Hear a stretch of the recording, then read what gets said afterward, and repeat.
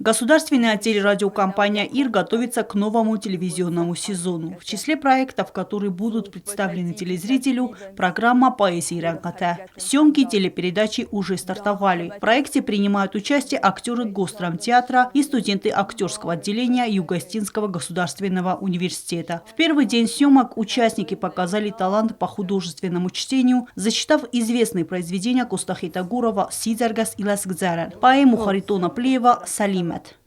Дзекку бензеккай радува, уарджетана вхоцава.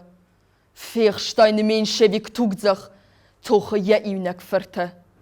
Цанг тая фарштал артуха, жахал далгамтакана. Мехшар, макабул, маваржон. Коттай шари барал тох. Демгартай асухта абон. Никома везенарох. С целью популяризации и развития остинского языка на телеканале ИР недавно с успехом прошел проект «Поэзии и прозы Дзерт» с участием школьников. Проект стал популярным, и все больше детей хотят снова попробовать свои силы в конкурсном проекте. Учитывая это, руководство телевидения стремится к популяризации остинского языка, чтобы остинская литература была интересна не только школьникам, но и молодежи.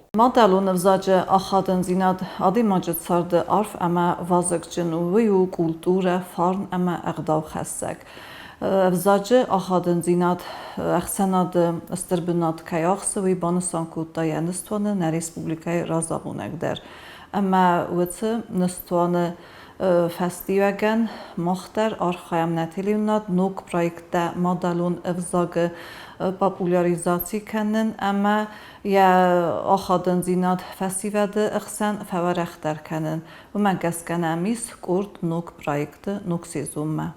Первый день съемок показал, насколько тонко молодежь воспринимает остинское художественное слово и как чутко относится к патриотическому содержанию классики. А дальше, как говорится, больше. В планах привлечь к съемкам представителей разных профессий – учителей, врачей, чиновников, спортсменов. Проект «Поэзии РНКТ» будет включен в эфирную сетку в новом телесезоне. Эльвира Тибилова, Алина Кисева, Рауль Кочев. Информационный выпуск сегодня.